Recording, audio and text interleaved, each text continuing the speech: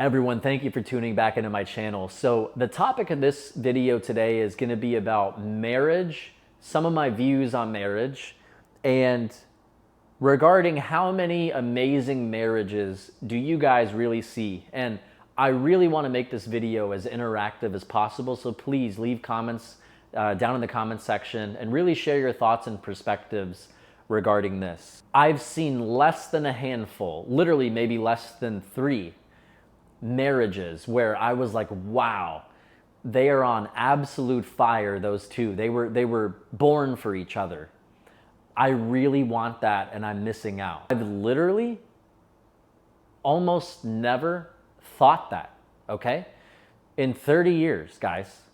And I'm gonna get into my thoughts in marriage here in just a second, but one example I'm going to give you is Andy Elliott. So for those of you that don't know Andy Elliott, he's an influencer. He sold the most cars in the history of the whole car sales space. So he's got 1 million followers, stuff like that. What he's posted, and again, a lot of this is optics on social media, but what he posts about his relationship, and from what I could tell, that is literally the type of marriage that I would want. They are literally on fire. They were literally born for each other. They built businesses together. They've overcome adversity together. And you can just tell, they're both bringing stuff to the table. She's like a driven woman who could make money. They're both into the gym. They both are self-improving and building. And they're building an empire together. That's the key here. They're building an empire together mutually. And they've been through adversity when they had nothing. That is the only marriage I could literally think of. I know it's a celebrity example, but even in the people in my life where I'm like, wow, I want that. I feel like a lot of people get married today for the wrong reasons. I feel like they get married to fill a void inside, right? Because they don't feel good enough. They want to feel validated from another person, or they want to feel accepted into this societal mold, right? This is the societal mold we live in. You grow up, you get an education, you get married, and you have a white picket fence, right? A lot of people, right, as the world is progressing, that may not be the best fit for everyone, okay? And that's why society is changing as well. In the 1920s, 30s, 40s, 50s, our grandparents, our great-great-grandparents, right? You essentially had to get married. The marriage rates were through the roof, and the divorce rates were way lower than they were. And you essentially had to get married to be able to really live and have people to take care of you if you have children, offspring later in your life. And for women to have a provider, right? Women now, they're more independent, right? They could work in corporate jobs. They could make enough money. They don't need a man, right? So marriage, everything has changed. That's why when you go and meet your grandparents at a family occasions, hey, when are you getting married? You're 30. When are you getting married? Oh my God, they're looking at you like something's wrong with you. But in reality, I feel like a lot of people that are single, in my situation at least, it's because there's more right with us than wrong with us. What do I mean by that? Listen, I don't mean this egotistically, but I'm handsome. I have more money than any guy that I know my age. And I'm very mentally healthy and have a good upbringing. I'm a high value guy. I could have a girlfriend tomorrow if I wanted one. I've said this for years. You know how many girls I could have as a girlfriend right now?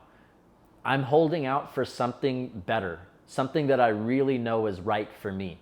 That's why I'm single, and I actually enjoy being single. I am so driven that if I got tied up with the wrong person and married them, do you know how much time that would distract from my goals of building businesses, climbing the corporate ladder, going to the gym, working on myself, right?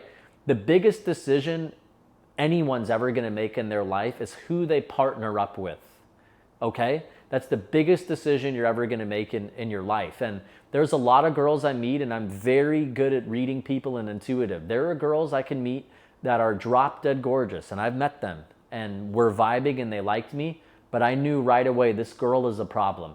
If you get married to her, she's going to detract from your life, right?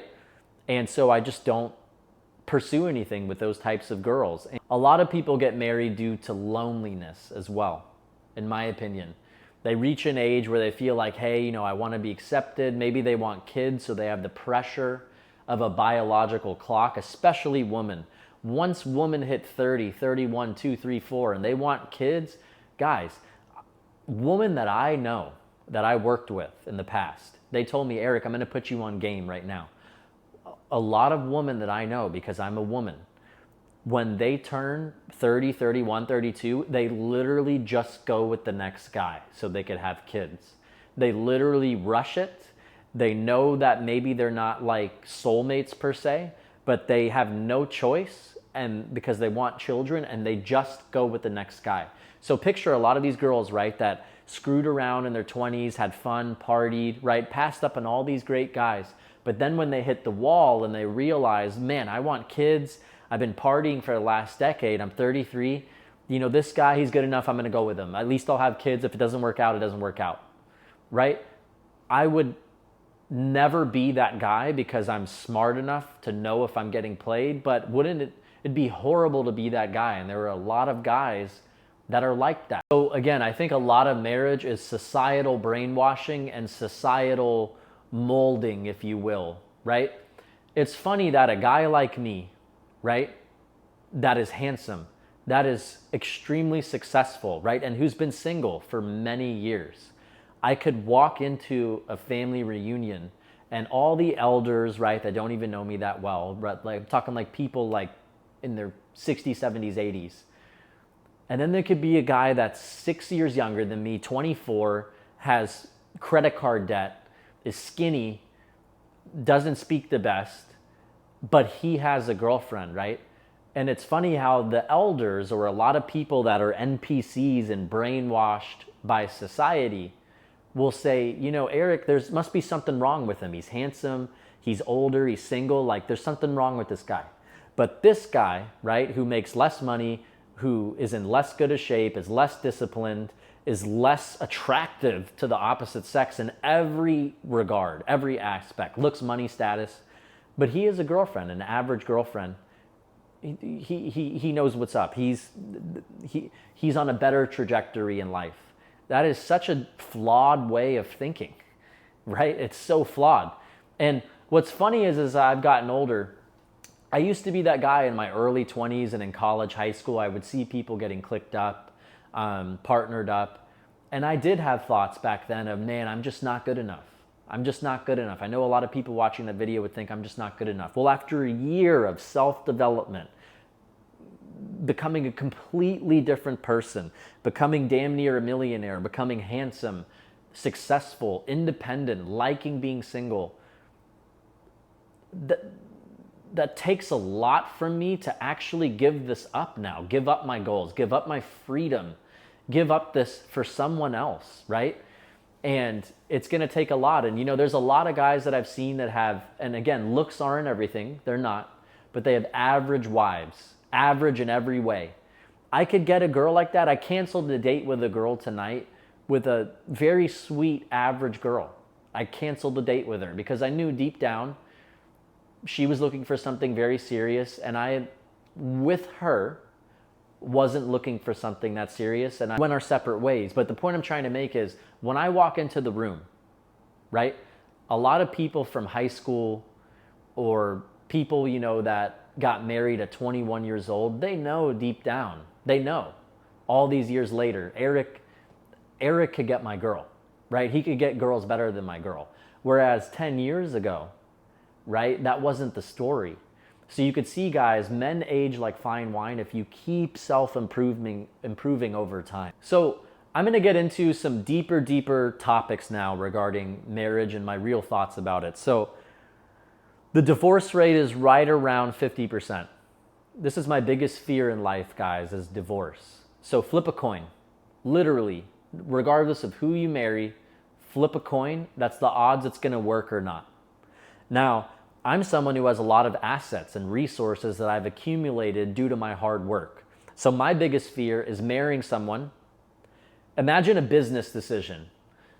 Imagine you grow a huge business and someone says, hey, you're going to do this transaction, sign this contract. There's a 50% chance it's going to wipe out half of your business, but there's a 50% chance it's going to go really amazing and be one of the best things for you. Most people wouldn't do that. It doesn't make sense. So my biggest fear is strictly from the governmental and legal side of it. If I get divorced, right, I worked my ass off to become, hopefully by the time this video is published, a millionaire.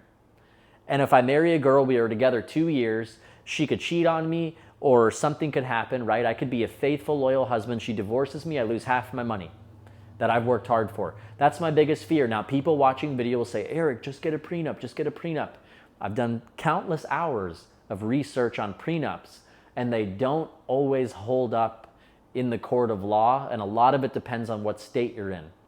All right, joint bank accounts, if you mixed money together, I know you could put your house in your parents' name, cars in your parents' name, things like that, but at the end of the day, getting married is very, very sticky from a financial situation. So I've literally come to this point in life, and it's very sad. It's very sad. But I could meet a 23-year-old girl that is a 10 out of 10, a bombshell. She could be a really good person, a faithful, loyal girl. But she could have 50 grand in student loan debt. She could just barely be getting on her feet or have a very mediocre job. And in my brain, it's just so hard for me to truly be there to connect with her, because I know here's what my net worth is. She's in debt. And I know that there's a 50% chance that this isn't going to work out. So my fear is very, very, very monetary when it comes to marriages. That's why my dream girl, which is very hard to find, is a girl that is going to be obviously physically attractive to me, not have hopefully been around the block with a million guys ran through, is smart, educated, good morals, but also has a good career and a good income. Someone that I could build an empire with and that I could grow with. That is my dream girl right there. A lot of guys, right, they actually want stay-at-home moms, right? And what I've found is, good on those guys, right? Maybe they have different views, different things that'll satisfy them. But I've found that a lot of girls that say, that have come up to me and said, I want to be a stay-at-home mom. That's my goal, to be a housewife. They're lazy, okay? That's my opinion. A lot of these girls, they're lazy. A lot of these guys that want to stay-at-home mom, these guys are insecure / power freaks. What do I mean by that? A lot of guys want a stay-at-home mom because she's going to be totally dependent on him for everything. Finances, resource, putting food on the table. It gives him kind of an upper hand in the relationship. And I found that a lot of toxic guys, right, not healed, healthy guys, they like that dynamic. Now, guys, don't misconstrue what I'm saying. There are a lot of healthy marriages, such as my parents, where my mom was a housewife and my dad, was the main sole provider. But in today's contemporary society, I think it's a little different. So guys, here's a real issue with getting married super young, 21, 2, 3 years old. You don't even know who you are yet. Oh, I know who I am. I know who I am. You don't. Because when you're 21, 2, or 3, you're going to be a totally different person from when you're 30, 31, 32, or 33, okay? So you don't even fully know who you are yet. And guys, from a biological perspective, most guys, okay, every guy thinks this way, whether he wants to admit it or not. Most guys want to know what it's like to have slept with numerous women. I have a friend in particular who's only been with one girl. He married her. They dated from like middle school. And deep down, he's basically admitted it. He has this thought over and over and over again of what would it be like to sleep with another woman. I've got married super young. I did not monogamously, and I've never slept with another girl. I don't know what it's like at all to be with another girl. Guys, that I always had this self-awareness for being very young. I couldn't do that. Even if it was the perfect girl for me, right? Childhood sweethearts, I couldn't actually be with one girl my whole life.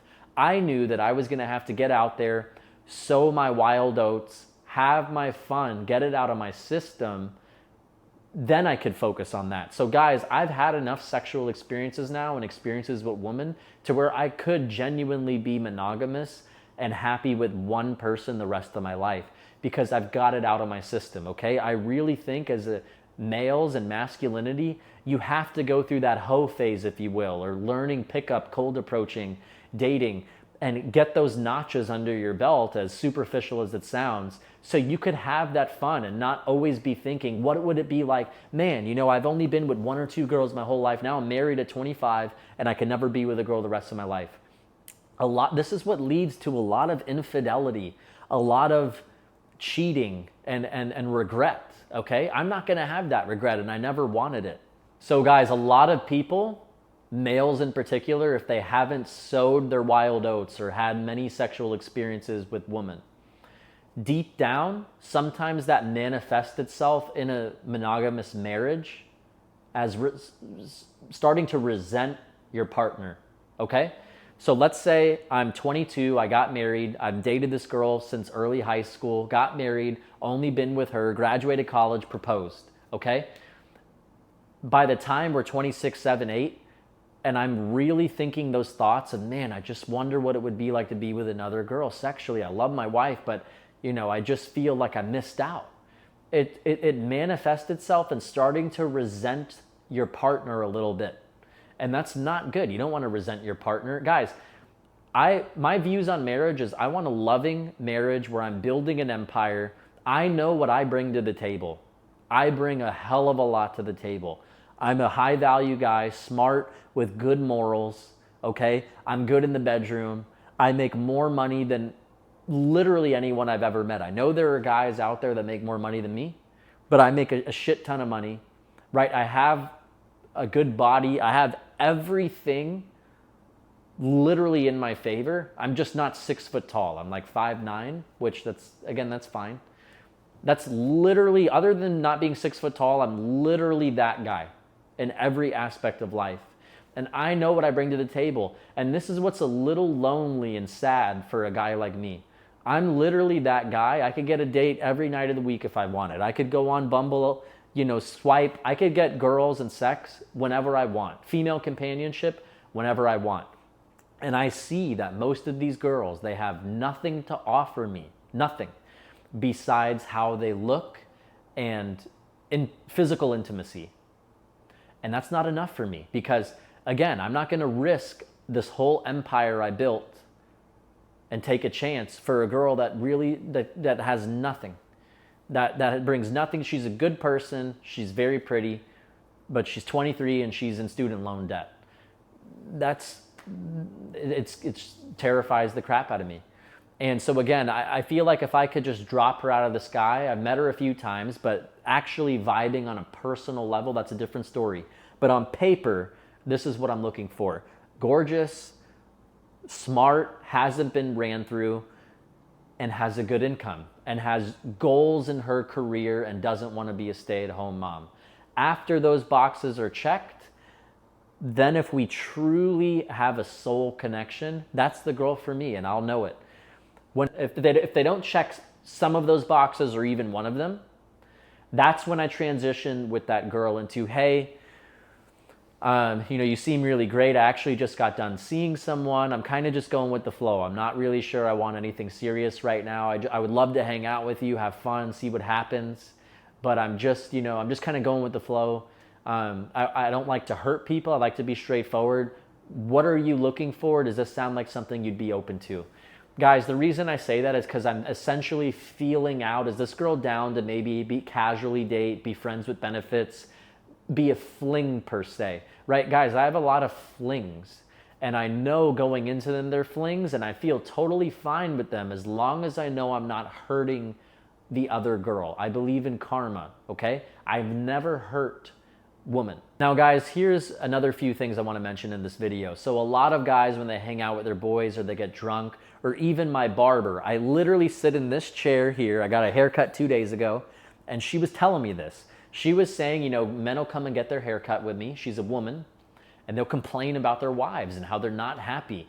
I can't tell you how many coworkers, different ones, have told me, hey, Eric, the kids and the white picket fence, It's not all it's cracked out to be, man. Wait, you're 30, wait till you're 35, man. Guys, there's a reason it's called settling down as opposed to settling up, right? If it was so great, marriage and kids, which I'm sure it's amazing in certain situations, if it was so great, why does your family and your friends say, Eric, when are you going to settle down? Right? Why wouldn't they say, Eric, when are you going to settle up? Right? When are you going to settle up? Right? No, my life is great right now. I know that I'm going to keep, knock on wood, aging very well up until 40, getting more money, resources, experience, confidence, right? It's just going to keep going up. And then I believe I'm truly going to manifest the right person for me. And if I don't, guys, I am 100% happy on my own. I don't need it.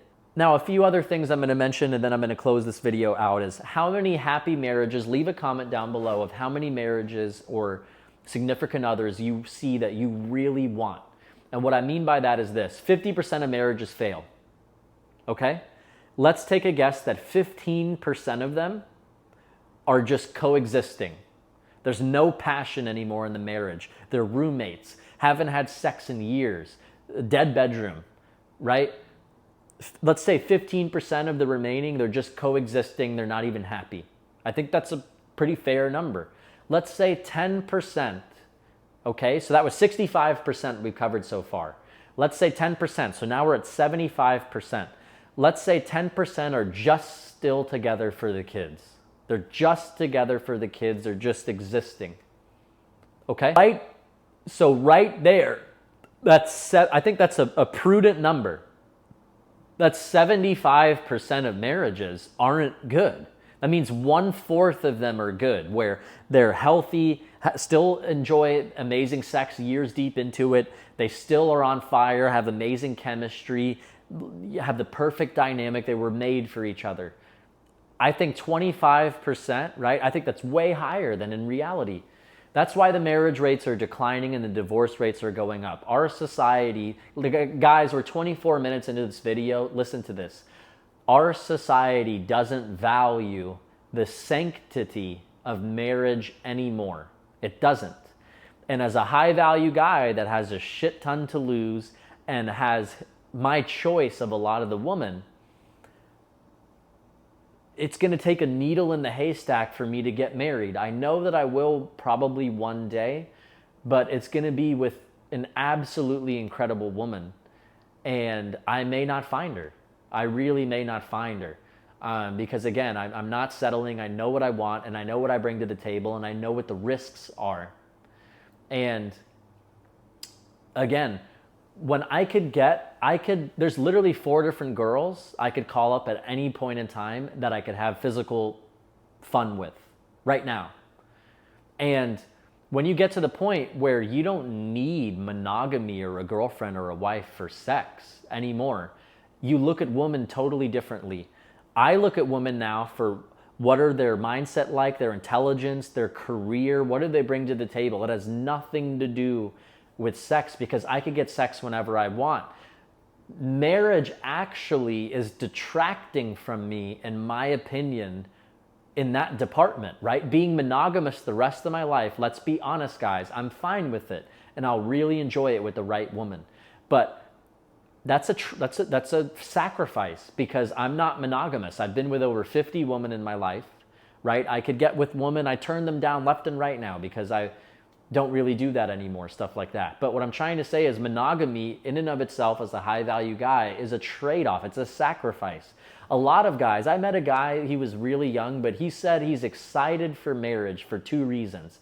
And this is when I knew that we just were not on the same wavelength and that he was brainwashed. He's an NPC. He said he's happy for marriage for 2 reasons. Dual income.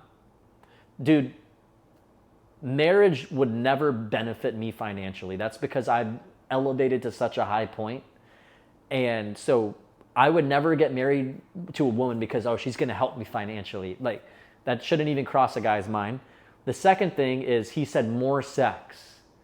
Like, everyone knows when you're married, as the years go by, your sex life decreases and you're monogamous usually. So you're not having... Variety's fun, guys. Variety is the spice of life. It's fun. right? But there's a trade-off. So again, wrapping this video up, my belief on marriage is this. I'm happy alone. I really have a healthy, good, mature mindset regarding woman connection. And I'm someone who, if I get married, I genuinely want it to be the rest of my life. And I will make that commitment in sickness and in health to that person. But I know that there's a shit ton for me that I'm risking monetarily. I know that I'm sacrificing sexually in a way, right? Because I'll be monogamous forever now. I wouldn't want to have an open marriage or play around. And I know that I bring a lot to the table. So to find that girl that brings that much to the table, it's very difficult to find. And when I do find it, those girls literally could get any guy that they want. So the competition for those types of girls is through the roof. And a lot of them are a pain in the butt and have huge egos as well and very masculine kind of vibes. But that's what'll make me get married. Those are some of my thoughts on marriage. I know this video has gone on quite a while.